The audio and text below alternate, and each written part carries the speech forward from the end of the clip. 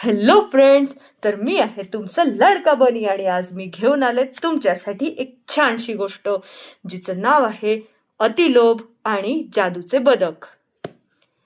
एका साध्या झोपडीत गणपत आणि राधा बसलेले होते. गणपत उसाचा टाकत आला आणि म्हणाला, अगं राधा, यावर्षी काय बी पाऊस पडला नाही, शेतात काही पिकलं नाही. आता आपण काय खाणार आणि मुलांचे लाड तरी कसे पुरवणार? यावर त्याची बायको राधा म्हणाली, काळजी करू नका हो, देव काहीतरी मार्ग नक्कीच दावल. तेवढ्यात बाहेरून क्वॅक असा आवाज येतो. गणपत बाहेर जाऊन एका बदकाला आत घेऊन येतो आणि म्हणतो, अगं बघ तरी, हे बदक कुठून तरी रस्ता भरकटत आपल्या दारामध्ये आलंय. आपण याला पाळायचं का? असं म्हणून ते बदकाला आतमध्ये घेतात आणि त्या दिवशी रात्री जेवण वगैरे करून झोपी जातात. दुसऱ्या दिवशी सकाळी मात्र राधा ओरडत घरातून बाहेर येते, हवं हवं उठा, लवकर इकडे या, चमत्कारच झालाय म्हणायचा. गणपत अगदी डोळे चोळत बाहेर येतो. काय झालं, इतक्या सकाळी कशाला ओरडतेस? राधा म्हणते, हे बघा, आपल्या आपल्या बदकाने चक्क सोन्याचं अंड दिलंय. गणपत आश्चर्याने म्हणतो, काय, खरं की काय? हे तर अस्सल सोन्याचं अंड दिसतंय. मी आताच बाजारामध्ये जाऊन विकून येतो, मग आपल्याकडं खूप पैसा येईल. काही दिवस उलटतात आणि गणपत आता मोठे घर घेतो, चांगले कपडे देखील घालू लागतो.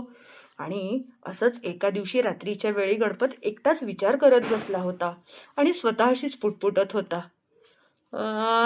हे बदक रोज एक अंड देतं, म्हणजे त्याच्या पोटामध्ये सोन्याच्या अंड्यांचा खजिनाच असायला पाहिजे. मी रोज एका अंड्याची वाट तरी कशाला पाहू? असा विचार करत असताना त्याच्या मनात दुष्ट विचार येतो, जर मी आजच हे बदकाचं पोट कापलं तर मला एकाच वेळी सगळी अंडी भेटतील बाबा, आणि मग मी एका रात्रीत जगातला सगळ्यात श्रीमंत माणूस होईल. असा विचार करून तो झोपी जातो. सकाळ होते. गणपत हातामध्ये एक सुरी घेऊन बदकाकडे जातो आणि राधा घाबरून म्हणते, अव अव हे काय करताय? त्या बिचाऱ्या बदकाला का मारताय? तो आपल्याला रोज सोनं देतोय.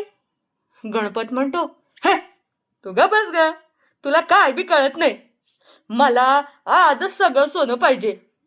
आणि असं म्हणून गणपत बदकाचं पोट चिरतो, पण त्याला काही दिसत नाही.